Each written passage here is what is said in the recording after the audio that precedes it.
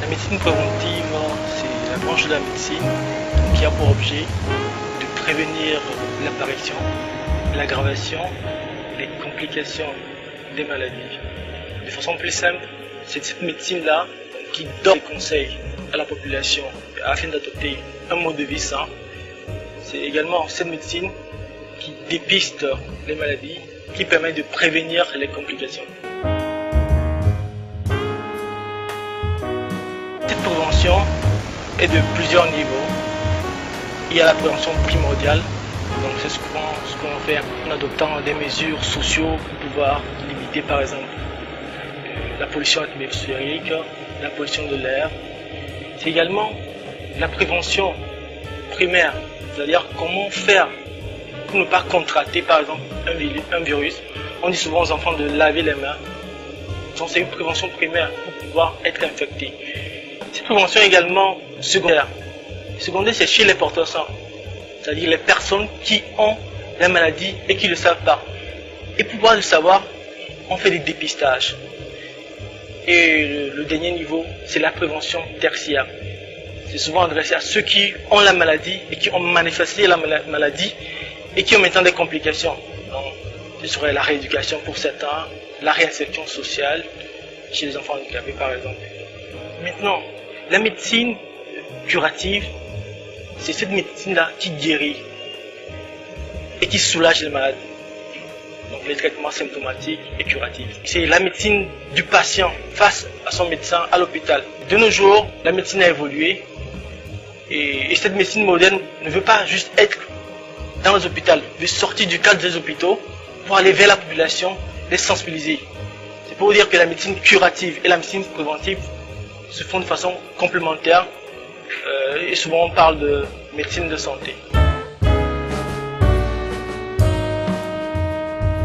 Actuellement, on n'a pas les statistiques, il n'y a pas d'études adéquates qui sont faites.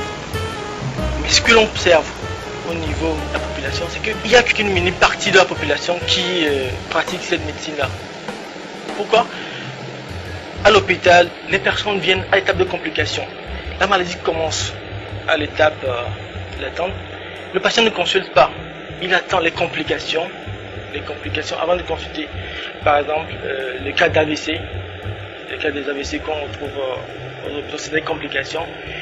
Des patients qui viennent avec des cancers évolués. Et là, malheureusement, on ne peut rien faire. C'est vrai qu'il y a des campagnes qui sont faites, qu'il y a des vaccinations que l'État fait régulièrement, mais la population a du mal à adopter cette médecine préventive. C'est que le patient, il a la maladie,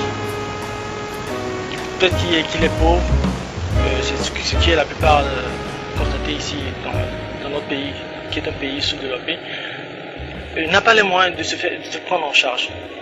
Donc reste à la maison, attend que ça se complique avant de venir à l'hôpital. D'autres fois, c'est parce que la personne ou l'individu n'a pas accès à l'information.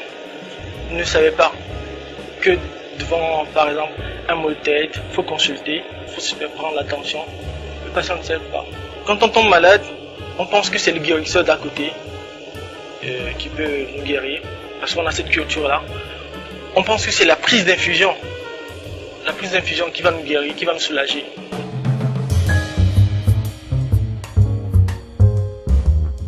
Il y a du travail qui a été déjà fait.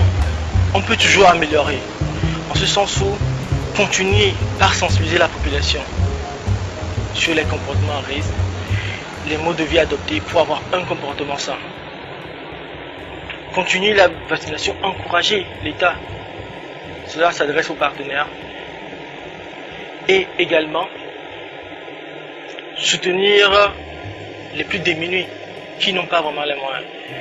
Et c'est en ce sens qu'il y a des projets d'appui au secteur informel qui sont actuellement en train d'être exécutés. Tout récemment, le projet Copasive qui est un appui au secteur informel pour la prise en charge à moins de coûts. La médecine préventive, c'est cette médecine-là qui veut aller vers la population, sortir des hôpitaux, aller vers la population, les sensibiliser, d'abord pouvoir prévenir les maladies, faire dépister de façon précoce, d'éviter les complications. Et cette médecine-là est plus indiquée dans les pays sous-développés comme le nôtre. Parce que la prise en charge des maladies et des complications est excessivement chère et n'est pas vraiment accessible à la population. Donc c'est l'occasion de lancer un appel à la population de prévenir, afin d'éviter les complications. Et les mesures de prévention sont assez simples. Quelques-unes sont le fait de manger moins gras, comme on dit souvent, moins salé, de laver les mains avant de manger. Également, de porter sa ceinture de sécurité quand on est en voiture, ou son casque quand on est sur moto. Donc c'est des mesures assez simples que la population pourra adopter et donc prévenir la survenue de maladies.